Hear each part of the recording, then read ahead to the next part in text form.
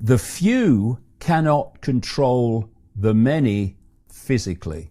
Impossible. They want to do that by connecting the population to AI, so AI becomes the human mind, then they can do that. But up to that point, they can't. The only way the few can control the many, the vast many, is by controlling the perception of the many, which becomes the behavior of the many. And this is the stadium in which the whole damn conspiracy is played out. Human perception. You get human perception, you've got human behavior. What is collective human behavior? It's human society. Where does human perception come from? It comes from information received. So if you can control the information that people receive through censorship and through the education system, what laughably passes for it, and through all these sources of so-called information, you can impose that perception that suits you, which becomes the behavior, which becomes human society.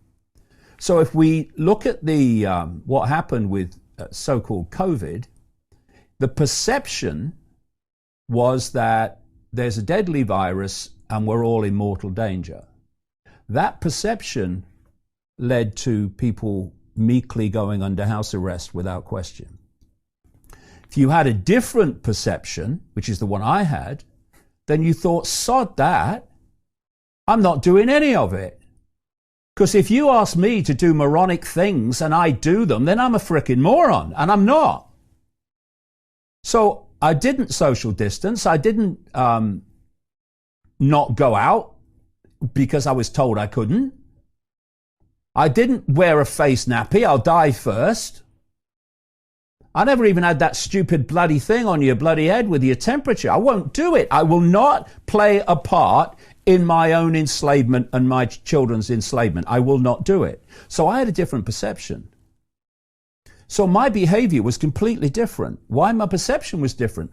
This is the stadium in which it's been played out. So what's happened in the last 2 years is the perceptions of vast and increasing numbers of people have changed.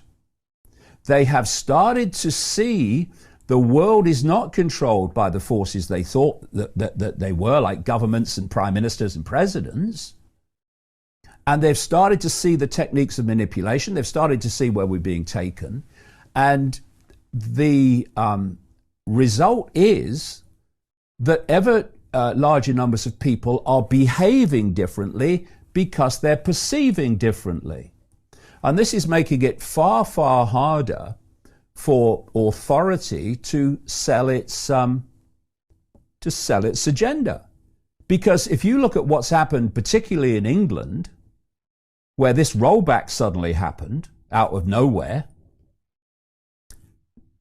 in terms of, you will have noticed this, in terms of great numbers of people, that the authorities have lost them. They're not frightened anymore. Right. Not only are they not frightened anymore, they have started to suss what's been going on. You've been lying to us to make us frightened, so we'll do what you want us to do. And what you want us to do is nothing to do with health. It's about imposing this ever-gathering imposition of tyranny. And when you lose people in terms of fear, it's very difficult, too, to get them back.